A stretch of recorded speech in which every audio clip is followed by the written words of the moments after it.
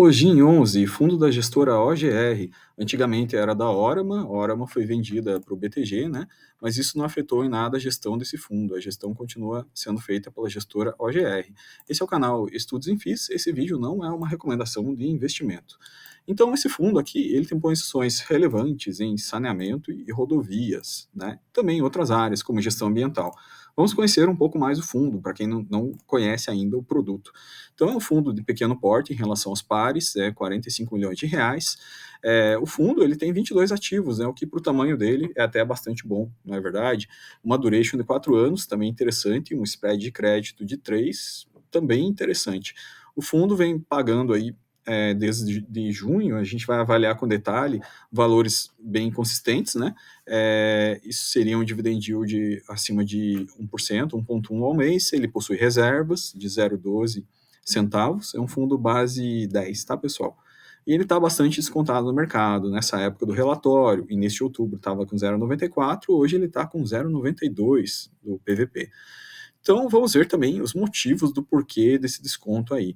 Quando a gente vai para a avaliação, né, do nível de desconto e nível de carrego do fundo, percebe que é bem interessante, né? Ele está negociando a 9,05, representa um CDI mais 4,2, um IPCA mais 10,3. É um excelente nível de carrego, né, quando a gente compara com os pares.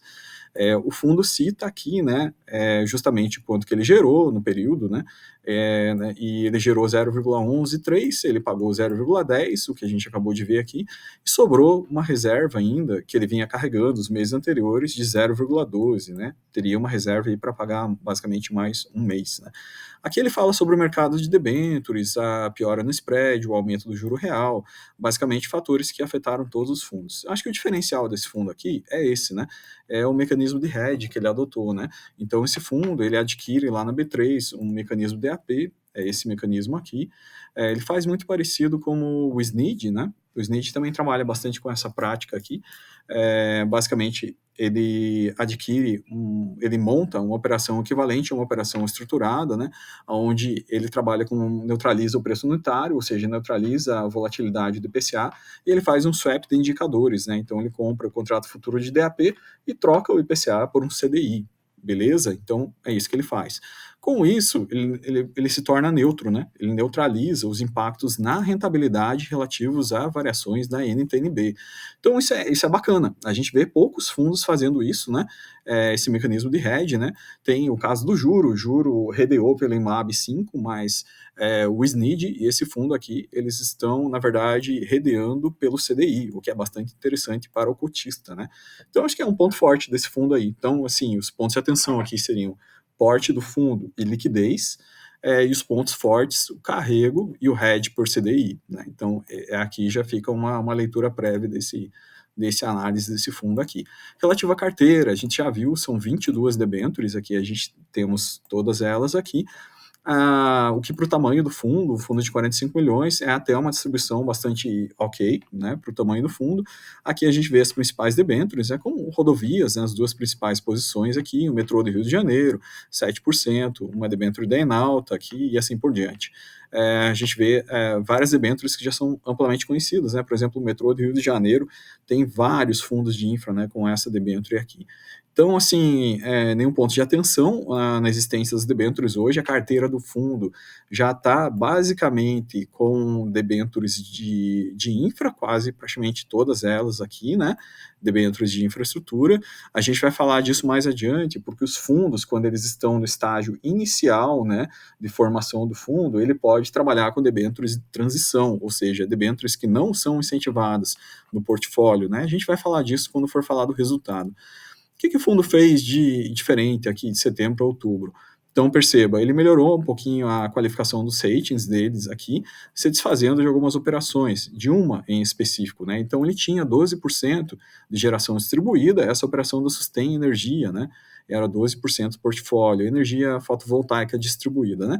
Ele vendeu essa operação, né? Fez um trade com essa operação, acabou ganhando com a operação, redistribuiu em outras debêntures aqui, e ele ficou com esse portfólio ao final. Então, ele tem bastante saneamento, metade do fundo é saneamento e rodovias, praticamente, né? Então, aí ele tem energia eólica e gestão ambiental complementando, e os demais são participações menores. Legal? Os ratings aqui também, ratings bons, né? não tem nada que chame atenção aqui nesse requisito. Indo em frente, pessoal, então a gente viu aqui a carteira dele, modificações à carteira. Agora vamos para a parte final, que vamos nos ater, vamos demorar um pouquinho mais aqui, porque a gente vai falar do histórico do fundo, tá?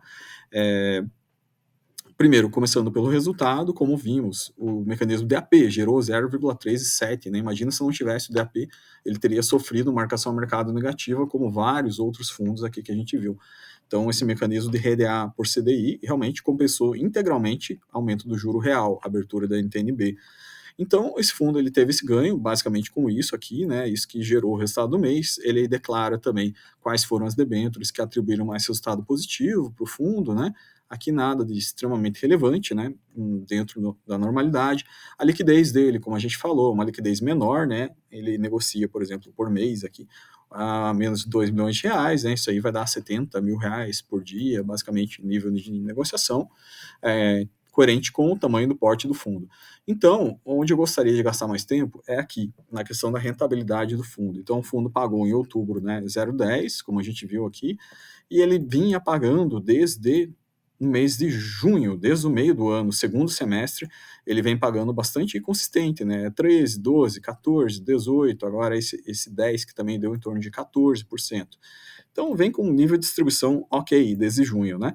Agora, o grande gap desse fundo se passou nesse período entre a fundação do fundo, quando o fundo era muito pequeno, o fundo nasceu e já na sequência enfrentou o evento Americanas. Então o fundo acabou sofrendo mais que os pares. Percebam que esse intervalo vazio aqui é porque não teve proventos, não teve pagamento de janeiro até maio, ok? Então ele ficou esses meses aí basicamente sem pagar, sem gerar, né? A gente percebe também que isso aconteceu em outros fundos. Eu trouxe aqui para vocês, por exemplo, o caso do juro, né? Quase ficou sem pagar, pagou muito pouquinho, né, em função do evento Americanas, basicamente. Até o IFRA 11, que é o fundo maior, sofreu, né? Então percebam que todos os fundos sofreram nesse período do evento Americanas porque mexeu com todo o mecanismo de precificação, na verdade, a marcação ao mercado penalizou muito, o spread se tornou muito alto nas debêntures, então foi um período de grande estresse, né? Esse aqui, o RBIF, sofreu também. Ou seja, no geral, a maioria dos fundos, BODB também, ó, ficou sem pagar aqui. Então, a maioria dos fundos sofreu bastante, esse fundo sofreu entre janeiro e maio, ficando sem pagar. Na sequência, logicamente, o fundo tomou as atitudes necessárias para isso, né? O fundo, como eu falei para vocês, esse evento da Americanas pegou o fundo muito no seu início, né? Então ele ainda estava naquele prazo lá dos 180 dias, onde ele tinha 67% das debêntures, por exemplo, incentivadas, e ele tinha debêntures de mercado, debêntures de transição no meio desse caminho aí, né? E o que aconteceu é que o fundo ele estava seguindo para essas debêntures de transição, que são debêntures de mercado, estava seguindo a regra normal da ICVM 555, né? E ele acabou optando, por exemplo, por comprar algumas debêntures nesse início de fundo com maior liquidez. E para o azar do fundo, como aconteceu em outros fundos também, ele tinha uma debêntures da LAMEA7, ou seja, Lojas Americanas, né? O que aconteceu? Essa debênture foi remarcada a zero lá no mês de janeiro. O fundo deixou bem claro o que se passou aqui, né? A debênture sendo remarcada a zero, ele conseguiu vender a posição no mês de fevereiro, mas ele pegou basicamente 10% do valor, né? A debênture, e sim, realmente foi bastante impactado no resultado com isso, né? Por isso, na gestão financeira do fundo, ele acabou demorando mais a se recuperar do que os outros fundos, né? Aqui foi o momento do evento Americanas, causou todo esse estresse no spread de crédito no mercado, fez as NTNB subirem também, então deu uma bagunça bem grande no mercado de crédito. Como eu mostrei para vocês, todos os fundos de infra sofreram, né? Mas esse sofreu mais devido a ele ter esse azar de ter uma debênture da Americanas no seu portfólio, nessa fase inicial do fundo, que é uma fase de transição, onde realmente esses fundos de infra podem ter outras debêntures que não são infra, né? Bom, e como é que se encontra hoje o fundo? Como a gente viu aqui, né, essa fase já foi superada e a carteira do fundo aqui está basicamente 100% com debêntures de infraestrutura, né? Ou seja, debêntures incentivadas, nas quais a gente entende que o risco ele acaba sendo menor, né? Do que essas debêntures normais de mercado, onde você teve essa situação lá, americanas, né? Então, qual que é o resultado disso? O fundo sofreu na sua cota, né? Ao final de tudo, isso, a cota à medida que o fundo ficou sem pagar, nesse período, janeiro, fevereiro, março, abril, maio, a cota do fundo bateu R$ 8, né? Lembrando que esse fundo é base 10, ele vinha sendo negociado antes a R$ 10. E na sequência, quando o fundo mostrou a capacidade de reação dele, basicamente, melhorando o portfólio dele, colocando para dentro só debêntures de infraestrutura, né? Passando pela fase de transição, adotando o mecanismo de hedge por CDI, o mecanismo de AP, que permite a ele fazer um pagamento mais regular e constante, mais consistente, né? Então o mercado entendeu bem isso aí e voltou a reprecificar o fundo, mas o fundo acabou ficando mais descontado do que era antes, né? Então ele vem vindo nessa faixa entre 9 e 9,30, atualmente negociando, por exemplo, a 9,03.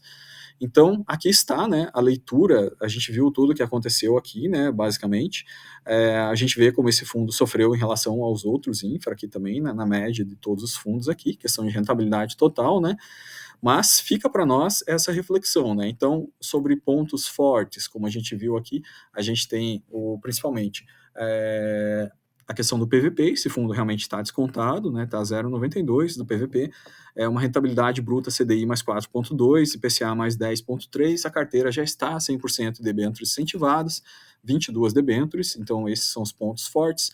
Outro ponto forte é isso aqui, a questão do hedge por CDI, que permite uma consistência maior para o cotista, uma rentabilidade mais segura, digamos assim, para o cotista, né? E os pontos negativos é o porte do fundo, ele ser realmente um fundo de menor porte, com menor liquidez, e também esse histórico do fundo ter levado a azar com o evento Americanas aqui, mas isso tudo já ficou no passado, né, pessoal? Isso aqui pegou o fundo realmente na fase inicial de formação dele, onde ele estava em característica mista, né, ou seja, não estava 100% infra ainda.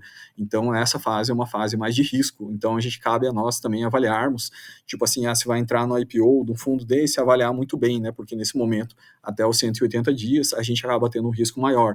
Pós 180 dias, é a medida que chega aos 720 dias, onde já realmente o gestor está com o fundo integralmente em infra, né? Ou seja, os fundos mais antigos que já estão aí com todo em infra, né, o risco acaba sendo bastante mitigado.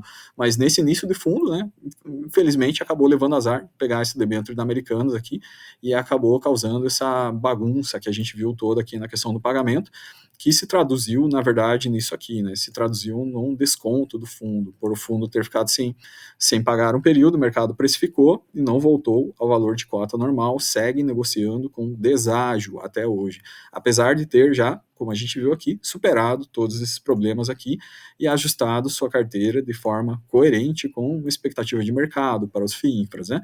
Então, o GEM 11, fundo da OGR, né? A gente viu ele aqui hoje com nível de detalhe. Ele é um fundo ainda menor, né? Está em fase de crescimento, né? Mas vale a pena estudarmos todos os fundos de infra, né, aqui no nosso canal, né? Para que a gente possa tomar boas decisões, né? Então esse fundo, apesar de ser um fundo menor, de menor liquidez, né?